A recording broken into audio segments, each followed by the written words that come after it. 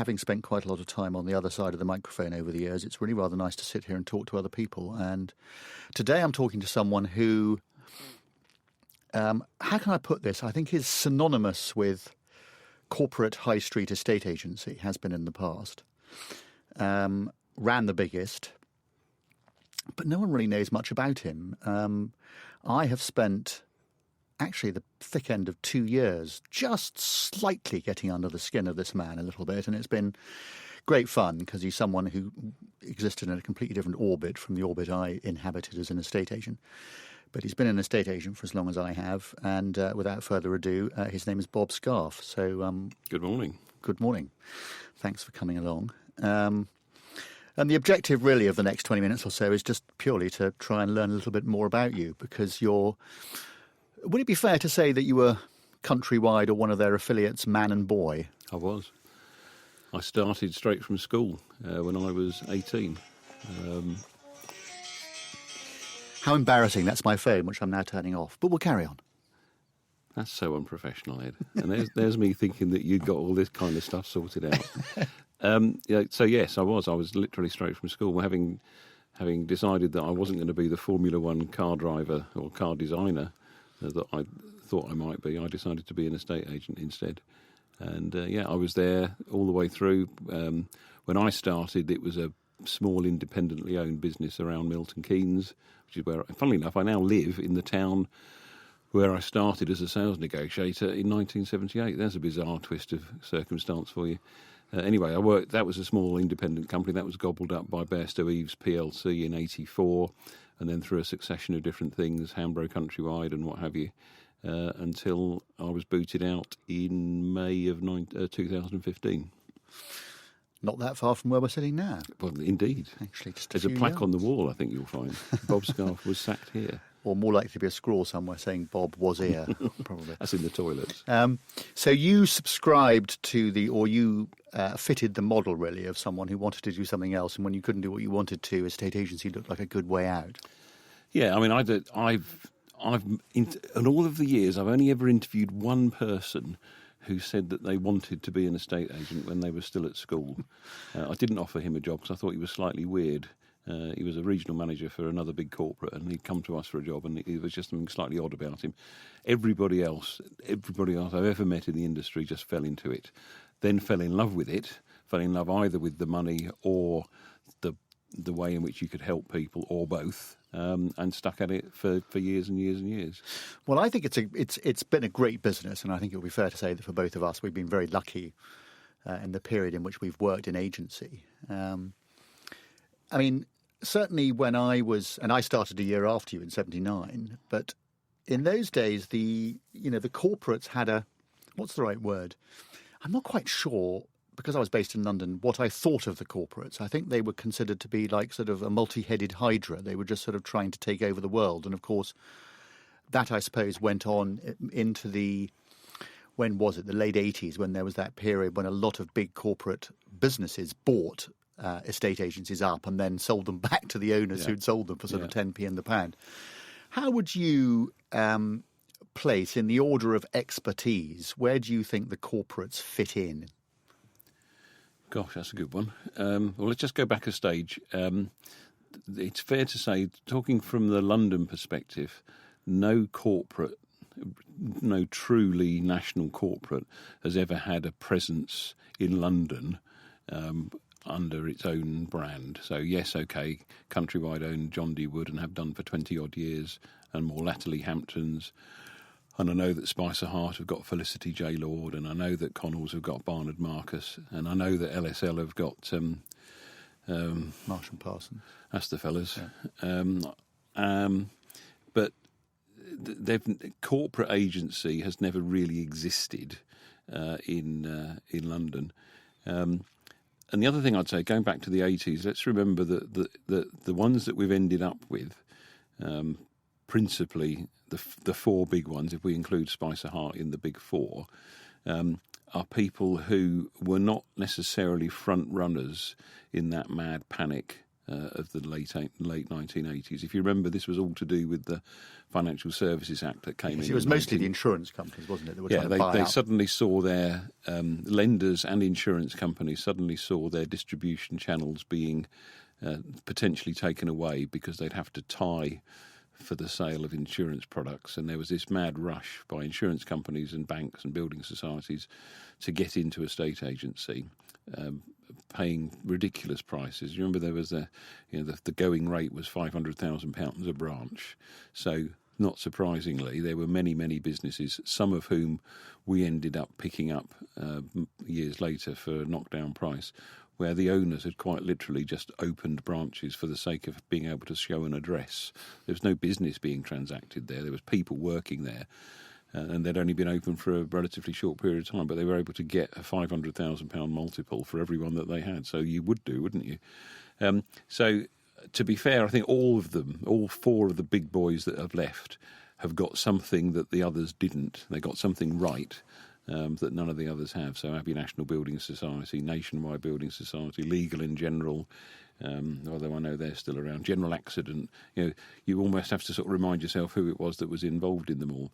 They all fell by the wayside because fundamentally they didn't get what a state agency was all about, which was an interesting parallel with what happened at Countrywide, of course, in more recent years, where there's all this talk about retail, because it wasn't as if that was the first time that had ever been happened. The fellow that drove the Prudential estate agency chain to the brink of collapse, had this. Do you remember they pulled out of newspaper advertising? All of their businesses that they produced, that they bought, pulled out of newspaper advertising, not because of the internet, because the internet didn't exist then. They just pulled off of newspaper advertising, full stop, on the basis that they didn't need to be in the newspaper because we're the Prudential.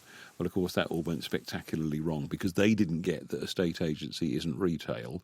And as I say, it's an interesting parallel with what happened later. So to come back to your question, I think all four of them have got it right. I would have, if you'd have asked me that question a year ago, I would have said that Connells are probably head and shoulders above the other three. But I think now with all of the changes that have happened at Countrywide, I think they're probably back in the running. And I think over the next year or so, they'll start to give Connells a bit of a run for their money again. Okay, well, that's really interesting. I mean, I can ask you a personal question. Did your phone ring at all during that period? What, from Countrywide? Yes. Well, no. The straight answer is no, my phone didn't ring. Had it have done, I'd have had an interesting decision to make because I am enjoying this new life that I have that I never expected to have. And if there's any company that I would have gone back to work for, it would only ever been Countrywide. There's only one job I would have wanted to have carried on. And that's only from a sense of unfinished business. I mean, you've got to remember that I had the top job for 8 years, 6 of which were taken up with surviving the credit crunch and then the build-up to the IPO in 2013. And we're only really just beginning to lift our heads up and start to look forward for the next 5 or 10 years as a newly fledged PLC when the music changed. Yeah. So I never really did the job properly, if that makes sense. So for that sense of unfinished business, it's the only employer I would have gone back to work for. But I think, to be fair to them, I think I don't do what they need doing right now. They've got some good people left.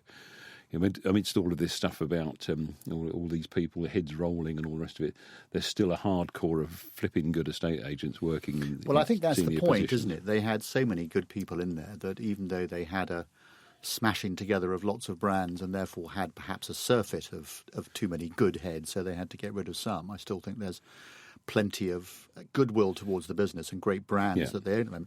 But going back a stage, I mean, I think what I was trying to ask you earlier when I said, where do you think the corporates fitted in and perhaps fit in terms of their level of expertise, in that it's the era in which you and I sort of grew up in agency. It was a bit like the Wild West. It was great fun, and you just described it a little bit back in the 80s. The idea of people opening branches just to get that extra 500. It really was a time when. What's the right word? Well, let's just leave it as the Wild West. And the corporates, of course, had a much more. They had a message and a corporate responsibility they had to bring to to bring to that. Did you feel that was a bit of a dichotomy, a bit of an opposite thing? You know, being an independent was great because you could sort of do what you like, but being with a corporate, you had to think, hang on a minute, I've got to toe the party line. I think the most interesting observation about that phenomenon was the way in which Harry Hill ran Countrywide in the time that he ran it, from when Hambro Countrywide was created in 1986 to when he stepped down as chief executive almost exactly 20 years later, because he set a culture for the business that seemed to somehow deal with that dichotomy that you refer to, and it developed a quite unique culture. People that joined the business from outside, from other, I don't mean other estate agents, other corporates. So you'd get people joining, I don't know, the life insurance company who'd worked for other life insurance companies and that type. It clearly wasn't just my imagination, because people mentioned it time and time again. There was something honest and upright and good standing about the Countrywide, or the Hambro Countrywide culture, that carried on, and I think probably still carries on to this day. It certainly struck me as I've come away from the business how much, and I'm not saying that other businesses are unethical, but there's a certain ethical correctness about Countrywide that pervades to this day. And I think what it achieved, apart from anything else, is that everybody knew what they had to do as a PLC, what they had to do, because we take our duty to our clients serious, but that doesn't stop us having a bit of fun. And I think, in a nutshell, the way in which Harry, and to be fair to him, Grenville carried this on as well in the time that he was there as chief executive. We managed to get people that got that balance right, people that knew when the chips were down, they had to do the right thing, but they also knew how to have fun, and they knew how to run the business so that their people enjoyed it. He made sure that there was enough of that kind of people near to the coalface as possible, so that when decisions need to be made, the right behaviour happened, whether that was ethically or motivationally. And I think we did have a unique culture. Now, I'm not suggesting that doesn't exist in others, because I've never worked anywhere else, so I don't know. But I do think we never... So take me back to 1991, at the age of 32, when I became managing director of a 40-branch estate agency in Birmingham called Dixon's. I didn't work for Countrywide. I worked for Dixon's. People that worked for Dixon's didn't work for Countrywide. They worked for Bob. It was my company. And actually, I think that from a personal point of view, that's probably why I never left to do my own thing. People often ask me, well, had you have set up your own estate agency all those years ago, wouldn't you have made more money? Wouldn't you have had more fun? Well, who knows, I might have done.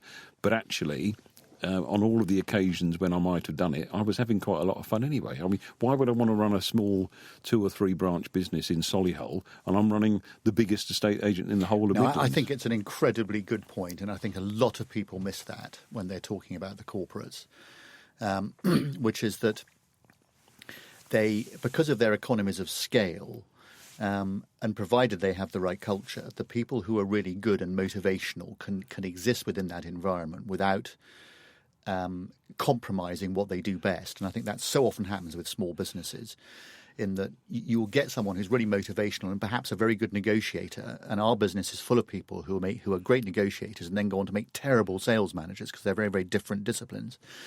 Whereas if they're a good negotiator, often if you're in a bigger environment, you can pay them a little bit more.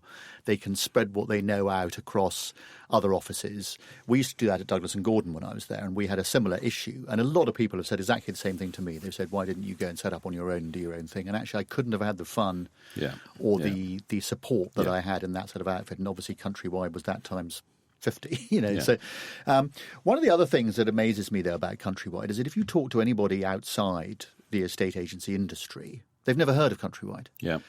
And I just wonder whether you feel that the Countrywide name could ever have been leveraged better somehow within the business. It's certainly true that when people ask if I met people in other walks of life, I'd always, I'd say I work for the biggest estate agents that you've never heard of. And then typically I would say to somebody, well, hang on, whereabouts do you live? And they'd then tell me, I live in Norfolk. Okay, I work for Abbott's. Oh, I've heard of Abbott's. Yeah. I live in Manchester. Oh, I work for Bridgeford's. Oh, so you're right. And I think that was part of the great success. And I don't think, we would have tinkered with that at our peril. We did go through a period just after we bought the Nationwide estate agency chain from Nationwide Building Society in the mid-90s, where we started to put the word Countrywide under the brand. And that was all to do with Bear Stewie's franchising business, which started in the mid-90s. And it's probably a very good example of where Harry's way of running things, where it was very autonomous. We were a federation of businesses. We weren't a conglomerate. We were almost like a portfolio business. It was a great example of how that actually sometimes you just have to bang the table and say, no, guys, we're doing it like this. Because the choice as to whether or not that word was put on your boards was left to local management, and it shouldn't have been. We should have started investing in that brand as long ago as that, so that it could have become something that we might have then advertised more naturally on TV, radio, etc. And as Purple Bricks have shown, although economically they might not have shown it yet, one thing they have shown is that if you spend an awful lot of money on TV advertising, you get an awful lot of market appraisal appointments. The second time we came close to doing it was with the launch of a website called Propertywide, which still exists, and it's basically an umbrella site for the whole of the Countrywide businesses. There's all sorts of brands on there. That was probably 10 years later, mid-2000s. We experimented with the thought of using the Propertywide brand as something that would have given the public, the national public, something to hang on to. But again, we never quite could garner the bravery to make that move, because we knew that what we were potentially playing with was something that was very powerful and very valuable. In Birmingham, people have never heard of Countrywide, but they've heard of Dixon's. Yeah. In Surrey, they've never heard of Countrywide, but they've heard of Man & Co. And I think that when you've got that power... I mean, I remember when we bought the Bradford and Bingley business, and that came along with some fabulous brands, including Slater, Hogg and Howison in West Central Scotland. And I remember the fellow that was running it at the time. He's not there anymore, but I remember when I first met him, he said, what you've got to remember is that Slater, Hogg and Howison is better known in Glasgow than Coca-Cola. And it was probably true, or at least it was true that it was at least as much known as Coca-Cola. And I think that's the point. Tinker with that at your peril. Yeah. I mean, I suppose the reason I ask, and that was great to hear. I mean, a lot of that I didn't know, and I'm sure some of the listeners to this won't know. But of course, part of the reason, and I've got no intention of going into what happened with Alison, and because we don't really know. You're dying to. Well, no, because we don't really know what happened. But one of the things that I think she possibly got right but didn't execute right was the idea that agencies of the future, I think, will need to be offering sellers a sort of menu of stuff that they can do. I think there will become an increasing, especially as electronic conveyancing and mortgages hopefully get easier. You've got Trussell, Habito, some of these outfits now which are encouraging you to get a mortgage almost at the touch of a button, all this sort of stuff. Yeah. If all of that comes to fruition, the idea that people will genuinely need quite as much hand-holding by the high street means that they may more, rather than the 5 or 10% at the moment that are happy to give it a go and will try the Purple Bricks or whatever it is route. I think Alison's idea was to sort of try and offer this menu, but I think she got it wrong with having people doing it under their own brand. And it would have struck me that the Countrywide brand gives people the ability to possibly do that. Well, I certainly agree with that point. In the final year or two that I was there, we Purple Bricks first surfaced in early 2013, or the first we knew that the Bruce brothers were serious about this was in early 2013, and it made us hurry up a bit with something that we'd got already planned, which was, in simple terms, if human behaviour is changing all the time because of the digital era, if it changes to the extent where they do want to have something that's self-service. Interestingly enough, we never really got into how we were going to charge for this, whether we were going to charge up front or whether we were going to charge at the end. It was all about tech. It's all about tech. It's all about self-service. It was all about 24/7. A lot of the success of Purple Bricks is about those things rather than just about the way in which they charge for it. We had a thing all ready to go, and the critical difference between what that would have been and what was then put into the marketplace was the brand. This was not going to be branded anything. Well, it wasn't going to be branded anything that was known already. It would have either have been property-wide or countrywide or something completely different. And it certainly wouldn't have confused the staff in the way I think the project that was launched after I left Countrywide definitely did. It confused the staff and it confused the public as well. But just to go back to the retail thing again, or the whole digital strategy thing, and let's be clear about this. I don't blame Alison Platt for it at all. I blame the fact that she was allowed to surround herself with people who also didn't know the industry. Bringing in a chief executive from a completely different sector to blow a bit of fresh air through a business, I wholeheartedly agreed with at the time. In fact, at the time, I think I was one of the very few senior people that welcomed the appointment of a complete outsider. Everybody else thought somebody from inside. Because she had a pretty impressive CV. It's not like she'd come from... And she's an impressive person. Yeah, Let's not absolutely. get, you've only got to spend 5 minutes in a company to know that this is a very, very bright person and a fabulous personality. And I think so the non-exec directors of the PLC who were in charge of the appointment, and let's just nail something else.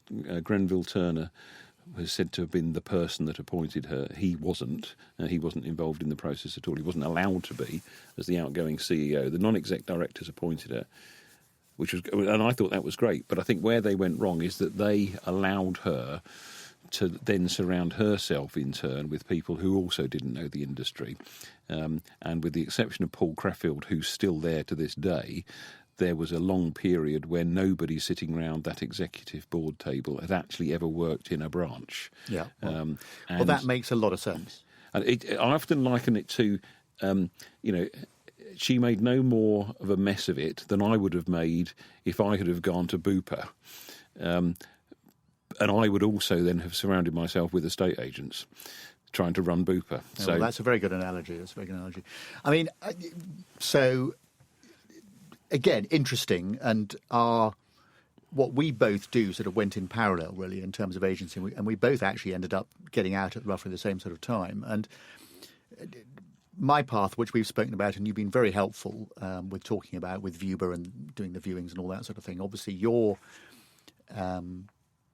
interest since you left has been piqued, and then you've been doing Caldwell. So, do you want to tell us a little bit about what the ethos behind that is? Yes, I mean it's interesting. When I first found myself out of work, my entire working hypothesis is that I'd have a break for a little while, and I would get back into a state agency on a small scale. It's the one itch that I'd never scratched. As I said, I'd never really needed to do it. So if I'd have met you in late 2015, early 2016, I'd have said, yes, I've got it all sorted out. I live in Milton Keynes. I'm going to set up an estate agency in Milton Keynes, all of my own. I'm going to do things my way, and it's going to be great fun. But at least for now, and I still don't rule that out as it happens, because I'm still... I'm an old man, but I've still got energy. It's funny, isn't it? As you get older, you suddenly, 60 used to sound really old, but actually now I feel actually that's no age at all. I can see myself working for... And at 60, it's easy to tell people what to do and get them to do what you want. Yeah, they seem to think that I know everything, which is great. Perhaps I do. Anyway, so I don't rule something out like that at some point, but I've got nothing in plan at the moment. So one of the things I did decide is that it would be very useful, instead of being... in a state agency myself, I would be a supplier to the business, so I could leverage my connections and my knowledge of the business, but not necessarily be on the field, as it were. So I met a guy called Rob Wellstead, and between us, well, he'd got this piece of kit called Caldwell anyway, and I liked it so much. It was so much better than anything I'd seen in any other estate agent that I bought half the business from him and we've been in partnership ever since, including with another ex-Countrywide colleague of mine, Andrew Pennells. And in very simple terms, we turn incoming emails into phone calls. So an email comes in from Rightmove or Zoopla or On the Market or the agent's own website, and instead of just sitting there in an inbox waiting for someone to notice it, it comes into a dashboard. All of them come into the same place. They're much easier to see. But the really cool thing it does is make the phone ring. So you've absolutely got to make a conscious decision to not speak to this customer, because if you don't pick the phone up, then you're not going to be talking to them. These are buyers or sellers or both? Everything. Right. I mean, clearly, in this market, as ever, most agents will tell you, or perhaps it's slightly different right now. Most agents will tell you, I don't need any more applicants. I've got plenty of those, thank you. I don't need any more tenants. I've got plenty of those, thank you. It is all about landlords and sellers. And one of the cool things that Coolwell can do is pick out those that have said they are sellers. Now, of course, not everybody who is a seller says that they are in their email, but those that are, it picks them up and serves them up slightly differently. But at the end of the day, because most people know that when they email an estate agent, the estate agent is more likely to ring them up and talk to them about their house or their mortgage or their conveyancing than they are to talk about the house that they want to buy, which it's always frustrated me, but there we are, that's a fact of life.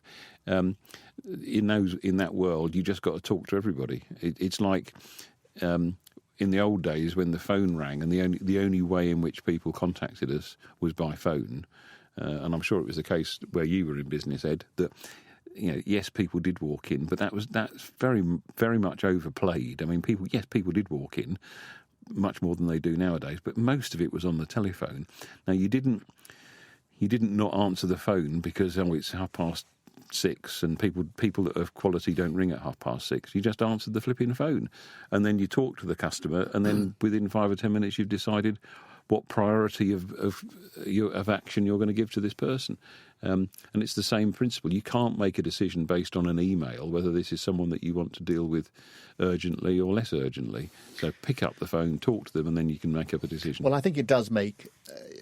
it's clearly something that makes it more immediate. I mean, you've only got to look at the Rightmove stats, and most agents, if they're listening to this, will know that the average time taken to respond to an email is about 3 days or something. It's absolutely horrendous. It really is. Well, Peter Knight's thing, EA Masters, a couple of weeks ago showed us that only 48% of all Rightmove, on that mystery shop at least, 48% of emails coming in were answered. And of those that were answered within 48 hours... So to get that right, so 48% were answered within 48 hours, and of those that were answered, it took just under 2 hours for them to be answered. Yeah. The rest of them just didn't get answered at all. And the chances are someone else might have got there first, so because they won't have only probably been responding to you. So I can see that what you're doing is going to put people in pole position there. We do work, or we used to work, or estate agency is an incredibly inefficient business. I mean, something like 95% of the time people spend with buyers, negotiators spend with buyers, is a complete waste of time. And an awful lot of the time that people spend with sellers even is a waste of time because they don't make any money out of it. They'll sell half their stock or whatever it is, and in terms of buyers, only 2 or 3% will end up transacting with you. So if you were going to go back and set up Bob Scarff Limited in Milton Keynes, how would you set up from scratch at the moment? Well, I certainly would. Clearly, starting from scratch, I'll have the opportunity to start with the very best tech, etc. And I wouldn't necessarily start from the assumption that I need to have 6 or 7 branches. Those things almost go without needing to be said. But one of the things I don't think I would bother to try and change, the point that you're getting at, is to try and track down this wasted effort. I've had more flipping highly paid consultants from blue chip consultancy companies than I care to remember telling me about that over the years. And I don't just mean more recently at Countrywide, I mean over the last 20 years, particularly when we were owned by American private equity firms, because they're all over that kind of thing. And I'm afraid it comes back to the same thing. Well, if you can tell me reliably which customers they are that are wasting my time, I'll happily stop talking to them. Yeah. But it's like the old phenomenon with a new negotiator. you and I both know that, and clearly the funnel of activity changes across the country and changes in the market, the price brackets. But in broad terms, you might say that you'll actually get paid for doing something once in every 20 things that you do. So you talk to 20 people and you might get one that will buy something from you. And as I say, the funnel will vary from place to place. And when you start as a sales negotiator and you don't know any different, you talk to all 20 people properly from the outset, give them the service that they expect, and sure enough, 1 out of 20 falls in your lap and you get paid and you earn lots of money very, very quickly. And what then happens is you start to think, well, I can spot the 19, I'll only bother to talk to the one, and of course it all falls apart because people, when they first contact you, they're full of serious intent that they're definitely going to move and don't. And then the next person who looks like a complete time waster is the one that ends up falling in love with something and buying it straight away. So they don't even know whether they're the 19 or the one.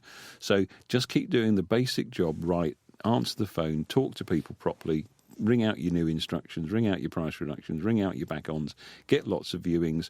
And the fact that you might waste, I mean, what's the viewing ratio now? Probably 10 or 12 to 1 for a sale agreed. So don't even worry about the wasted 11. Just get on with getting them as many as you can because you'll keep selling houses. And of course there are the referrals. I don't know, what's your view of referrals? I mean, certainly Countrywide in their last figure said that for every pound they earn from estate agency services, they earn 41p in some sort of referral. What's your view on referrals? Because it's something the government's looking at. It was 50p when I was there. That was one of the slides in the IPO float back in 2013. That was all my own work. It was the only bit of my work that actually made it all the way through to the investor deck. When I came, my finance director at the time, Graham Bell, we did some numbers and we came up with the fact quite quickly. And we knew it was something like this. But for every pound of revenue that we generated in the estate agency network, we were generating 50p of profit elsewhere in the group through financial services, conveyancing, surveying, etc.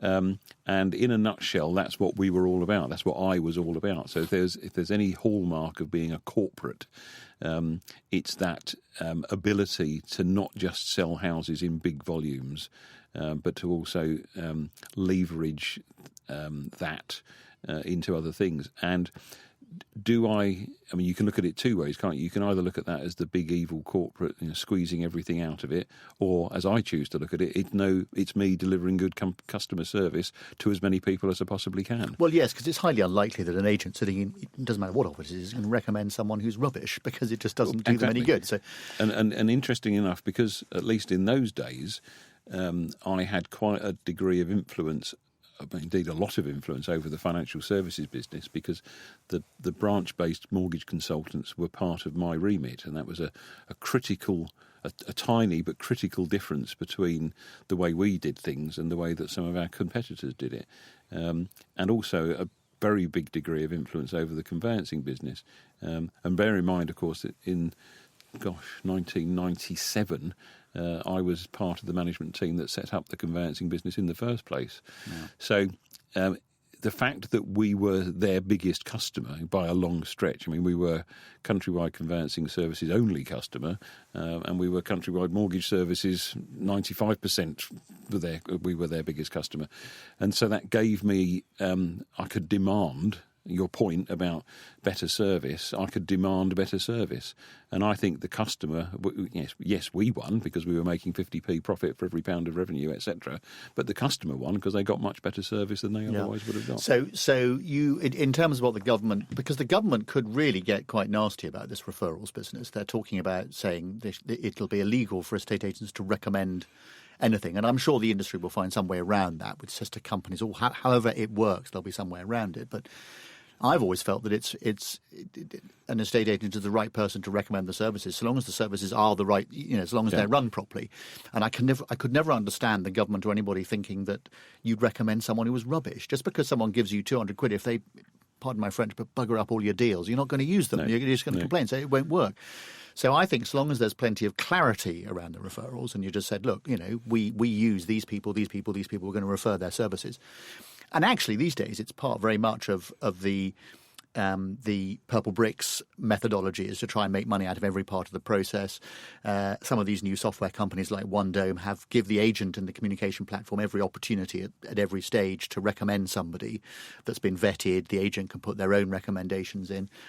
So I think I don't see what's wrong with referrals in the industry when the people who are making the referrals know what's required. It just makes perfect sense to me. Well, and I think the catch is that it is a referral, for heaven's sake. It's not a compulsion. Maybe if it was conditional selling, maybe that would be a completely different ball game. But of course, that's partly why, Bob, they're looking at referrals, is because they do feel that some, and I think maybe one or two of the corporates have been a bit guilty of saying of doing that. We're not going to put your offer up unless you talk. No. I mean, you know what I mean. I don't believe that happens. That's a myth. Yeah, that's a myth put around by small independent agents and small independent mortgage brokers. They'll catch one person saying something and then they'll extrapolate from that. Well, that's what I mean really about the corporates, I think.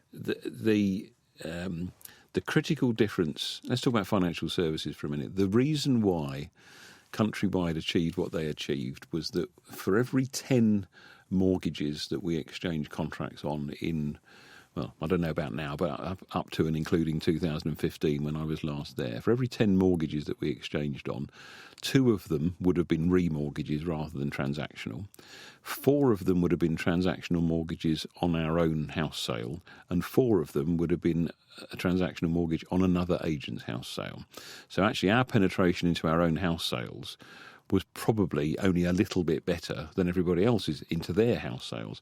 But our trick was that we managed to sell the idea to an applicant at that early stage, before they'd even viewed anything, that we were the people to get their mortgage from. So even if they bought from someone else, they'd still come to you for the mortgage. And I think it's a great example of how, because there are so many people out there offering mortgages, there are so many people out there offering conveyancing, when you happen to bump into someone who you feel you can trust and who listens to what you're saying and you seems to have the time to talk to you, you grab hold of that person. And not only do you use them for this transaction, you get your auntie to use them, you get your sister to use them, you hang on to them forever. It's a perfectly good explanation for why, in terms of the business I set up at Viewborough, I know a lot of agents out there want to do that first viewing themselves because they want to be able to get that information. Although these days I think a lot of it can be got from the phone. I remember at the end of my time as an agent, I remember the internet was well developed enough for me when I used to go along to see people, you could just Google someone and you could almost have a chat with them about what they've been doing before you ever got there. Yeah. So it's a great industry and it's developing. So apart from you saying that you don't subscribe to some of the more modern BS management speak when it comes to setting up your own agency and you want to use the tech. Interesting that you say that you don't feel that you need the 6 or 7 branches anymore. I think that's becoming more, particularly out in the country. I think in London, when you have an office, if you live in an area where you regularly walk to your station, the agents you walk past do tend to become sort of in your psyche. And I think that our research at Douglas & Gordon certainly showed us that people tended to get in at least 2 of the people they regularly walk past and recognised. Yeah. I think once you get outside London and the big cities, I think there's every reason to believe that. And it'll be interesting to see what happens with companies like Humberts who are trying something really quite radical. I mean, I ought to say, though, that comment has as much to do with the unique layout of a place like Milton Keynes, where actually it's crisscrossed by 70-mile-an-hour dual carriageways and you can get to anywhere. It's a 270,000 population place and you can get to anywhere in 10 minutes. If I were setting up in Birmingham, for example, which is another option, I probably would have 10 branches across the city. So I think, and apart from anything else, because you've got to have, going back to financial services, if you want to increase your chances of a customer bumping into great people, they've got to be accessible. And if they've got to get in their car and drive somewhere to see a mortgage consultant, they're probably not going to bother. Whereas if they walk in or they're called in after a viewing to see the mortgage consultant, see the expert about conveyancing, pick up the keys, particularly with lettings, you need to be on the ground. Dragging people from one end of a city to another to pick up some keys is a nightmare. But Bob, we're both sounding our age, I think, because Skype, FaceTime, there's a lot of stuff you can do these days. I mean, I came off. You might be showing your age. I still say that given a choice, and I realise that the latest generation as they grow up will be different.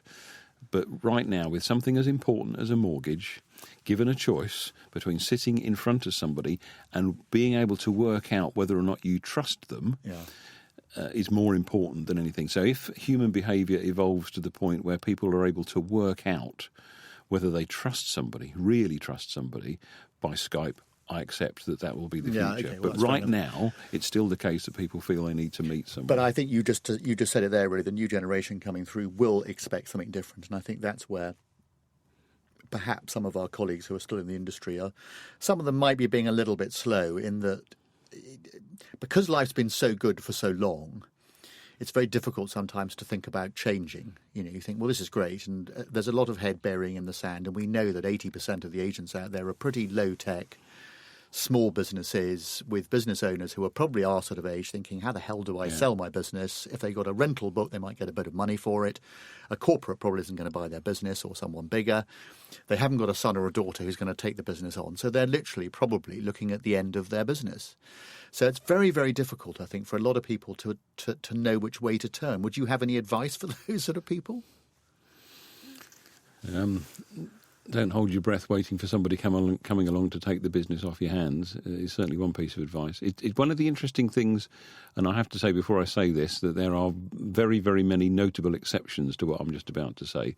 But as a general rule, as I've got out and about into the independent sector over the last 3.5 years, I've been struck by how many businesses are ran by people who are very, very good estate agents, just as good as I was, if not better than I was, but they're not very good business people. Their corporate decision-making is flawed, inconsistent. The company's approach to any given topic depends upon which side of bed the leader got out of this morning. So she or he had a great idea yesterday, and we thought we were all doing that, but she or he's thought But you can't blame them for being... I mean, I know that probably is true. Estate agents aren't necessarily going to be good business people. The ones that are really do very well because it is a good business to leverage. You can really do well at it. But it's just difficult, I think, for a lot of these people who've had their businesses... they've seen their Rightmove premiums going through the roof. Their Rightmove premium cost them probably as much as a member of staff now. But then they don't answer the flipping emails. So they can't. Well, can't have it both ways. I know. You're right. I mean, we could sit here. So we could sit here and talk about this all day, really. And I think that listeners. But the point I was trying to make about the business people, and I'm not necessarily knocking them. I know that phenomenon exists. I'm just saying I'm struck by quite how extensive that was. And what it means is that when you're in a difficult time like this, with the market being tough, so much threat, in inverted commas, from prop tech and the digital era, you need a steady hand, you need a cool head, and you need to have a conscious, consistent decision-making process about what your strategy is going to be over the next few years. And most successful, in fact, I'd go as far as say all successful businesses that I've met, whether they've got one branch or 20 branches, have someone or a team of people thinking like that somewhere in it, mostly at the top. And the businesses that are, generally speaking, lost, and probably it is the end of their business, are people who have got to where they've got today, partly by luck. As you said, they've had it so good for such a long time that they're still managing. They're thinking that will still get them through, and actually it won't. Yeah. OK, well, I don't want to end on too much of a down note. There's plenty good about agency, and I think the fact that we're still working in it, and particularly you are still working in it, is great. And I think it's fascinating to talk to you. I hope people who've been listening have learned a little bit more about where Bob Scarff came from, and actually just even hearing his voice. A lot of people might think, who is he? What does he sound like? A lot of people will judge still. You can go and listen to this whilst looking at a picture of Bob, and then you can have both sides. What a lovely thought to finish on. So, listen, thank you very much for coming. Much appreciated. And, we're going to pot around the corner and have some lunch. So I'm looking forward to that. That sounds even better. My pleasure, Ed. Thank you.